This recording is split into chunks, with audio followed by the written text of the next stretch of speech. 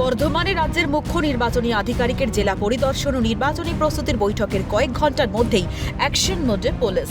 সরকারি কর্মীকে হুমকি, কাজে বাধা দেওয়া সহ একাধিক অভিযোগে গ্রেফতার দাপুটে তৃণমূল কাউন্সিলর। বর্ধমানের 22 নম্বর ওয়ার্ডের কাউন্সিলর নারুগোপাল ভক্তকে গ্রেফতার করে পুলিশ। 24শে মার্চ বর্ধমানের বালামহাটের বাসিন্দা তথা বিজেপি রাজ্য কিষাণ মোর্চার মণ্ডল সভাপতির বাড়িতে হামলার অভিযোগ ওঠে তৃণমূলের বিরুদ্ধে।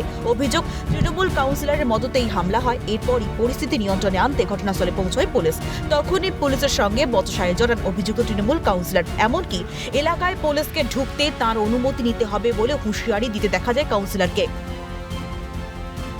যদিও কাউন্সিলর নারুগোপাল ভক্তের দাবি, তিনি মানুষের জনপ্রতিনিধি, সাধারণ মানুষদের রক্ষা করার কাজ তিনি করেন।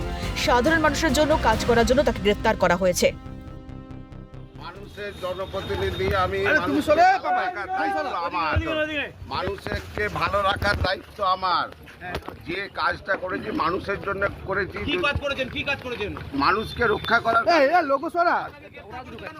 আমাকে গ্রেফতার করেছে মানুষের কাজ করার জন্য, বাকি কথা আমাদের দল বলবে। ঘটনায় বিজেপির দাবি, এলাকায় দাদাগিরি করছিলেন কাউন্সিলর। পুলিশকে হুমকি দিতেও দেখা যায় তাকে। ভোটের আবহে এই ধরনের আচরণ নির্বাচন কমিশনের বরদাস্ত করবে না। বর্ধমান দক্ষিণ বিধানসভার কাউন্সিলর নারু ভকত, তাকে কয়েকদিন আগে দেখা গিয়েছিল পুলিশকে হুমকি দিতে, যে তাকে না শুনিয়ে পুলিশ কেন তার এলাকায় ঢুকবে। এই যে দাদাগিরি, এই দাদাগিরি কোনোভাবেই জাতীয় নির্বাচন কমিশন বরদাস্ত করছে না এই 2026 বিধানসভা নির্বাচনে। তাই এই ধরনের যারা দাদাগিরি করছে তাদের সবাইকে গ্রেপ্তার করা হচ্ছে।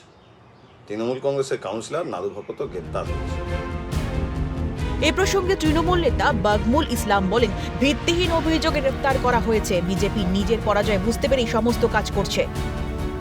বাংলার বিধানসভা নির্বাচনে নিশ্চিত পরাজয় বুঝতে পেরে নরেন্দ্র মোদী, অমিত শাহরা মরিয়া হয়ে উঠেছে।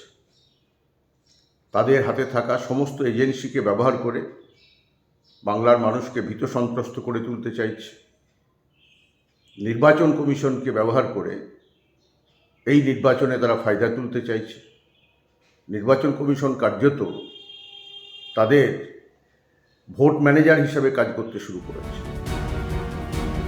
তৃণমূলকে টার্গেট করা হচ্ছে। শুধু বর্ধমানেই নয়, আরও বহু জায়গায় তৃণমূল নেতা সমর্থকদের গ্রেফতার করা হচ্ছে, বলেন তৃণমূল নেতা শান্তনু সেন। বর্ধমান মিউনিসিপ্যালিটির টিএমসি কাউন্সিলর কেন, অন্য জায়গার টিএমসি কাউন্সিলরদের অ্যারেস্ট করা হয়েছে, সেটা আমরা দেখেছি। টিএমসি এমএলএ কে কি হুমকি দেওয়া হয়েছে সেটা আমরা দেখেছি। তাদেরকে ওয়ার্নিং নোটিশ পাঠানো হয়েছে। সেই সমস্ত খবরই আমরা পাচ্ছি।